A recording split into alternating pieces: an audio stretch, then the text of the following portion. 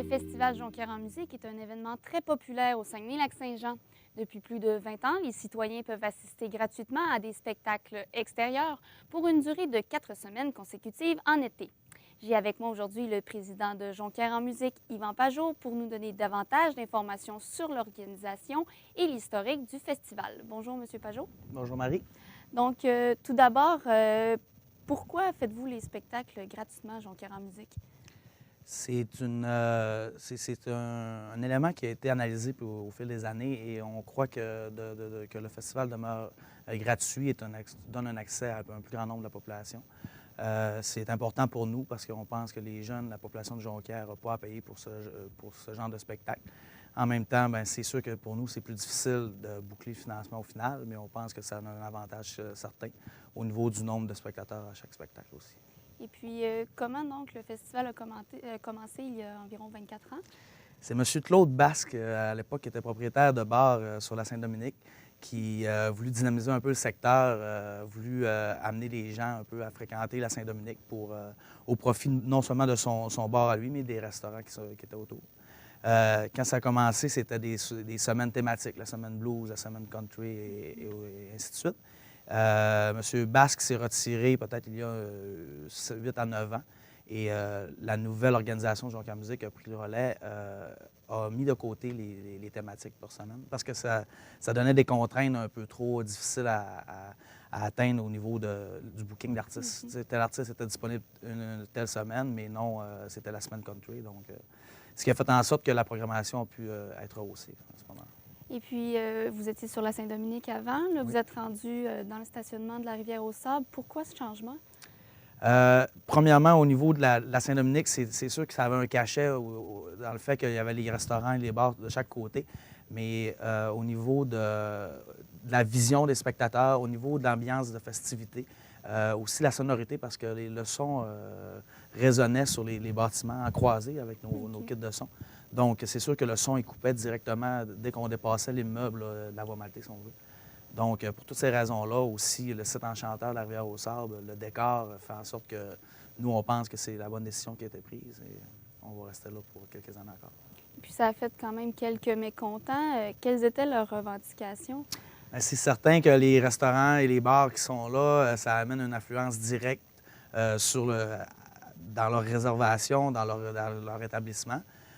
C'est sûr que nous, ce qu'on leur dit, c'est qu'on n'est pas bien loin. On a déménagé quasiment une centaine de mètres juste à côté. Donc, c'est à eux d'être créatifs. On est des partenaires, donc ils peuvent venir nous voir pour établir un partenariat pour diriger le monde chez eux par après. Il n'y a pas de problème. Et puis, c'est un gros festival. Donc, c'est quoi votre budget annuel? On a un budget qui avoisine le demi-million. C'est certain que nous, on a déjà eu un plus gros budget quand on a fait les spectacles payants à Arvida. On avait monté jusqu'à 800 000 de budget à peu près. Nous, là, présentement, on se concentre aux alentours de 450 à 500 000. C'est sûr que peut-être pour le 24-25e, ça va monter un peu parce qu'on veut faire des plus grosses festivités, mais c'est environ ça le budget. Et puis, donc, cet argent-là, vu que les spectacles ne sont pas payants, ça vient d'où, ces subventions-là? C'est sûr qu'on a on a une partie de subvention, mais ce n'est pas une partie qui est très énorme. On a la Ville de Saguenay, qui est un gros collaborateur à hauteur de 100 000 ça, c'est notre plus grosse subvention, c'est certain. On a aussi le gouvernement le tourisme et le gouvernement du Canada qui nous en donne un petit peu. On a beaucoup de partenaires privés. Je pense à Molson, Québécois, l'Auto-Québec et plusieurs partenariats, mais c'est nos trois gros. Donc, il faut aller chercher de l'argent dans le privé. Heureusement, on a des bons partenariats. Et puis, qu'est-ce que ça prend pour être un bon président? C'est pas très difficile, en fait. Le président est plus un rassembleur, est plus quelqu'un qui veut donner une vision au festival. Mais on a un bon conseil d'administration derrière de nous qui dans le day-to-day, s'implique aussi, soit son bénévole, soit dans la stratégie un peu. Ce qui fait en sorte que cet élément-là est bien couvert. On a aussi deux excellents permanents, Alain Tremblay, notre directeur général, et Micheline, qui est notre directrice adjointe. C'est eux qui travaillent tous les jours dans le festival et ça, c'est la chose importante. Puis vous, pourquoi vous avez accepté?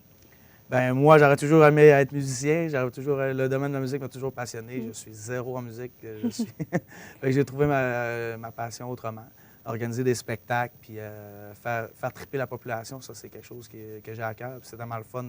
je prends un soir qu'il y avait 14 000 personnes au spectacle de Jean Leloup. Juste de regarder ça, ça donne des frissons dans le dos de dire que c'est grâce un peu à nous autres que ça existe. Donc. Et puis, justement, dans même pas 2 ans, c'est le 25e. Qu'est-ce qui s'en vient? Écoute, pour le 25e, c'est sûr que nous, on veut voir grand. On a même un thème déjà qui est en route vers le 25e. On ne négligera pas la 24e édition, c'est certain, parce qu'on est en croissance constante pour la programmation. Mais c'est sûr qu'on voudrait donner un gros coup. On aimerait peut-être avoir un artiste international ou un gros Canadien. On va voir. On a déjà en démarche, en négociation un peu avec des artistes. On veut aussi amener de l'animation beaucoup plus sur le site. Se rapprocher de la population. Peut-être faire on va faire un concours pour impliquer la population pour la programmation d'un artiste, mettons. On va peut-être les inviter à nous soumettre des noms, on ne sait pas par quelle entremise encore, mais pour avoir peut-être des suggestions. Merci, M. Pajot. Ça me fait plaisir. Au revoir à la maison.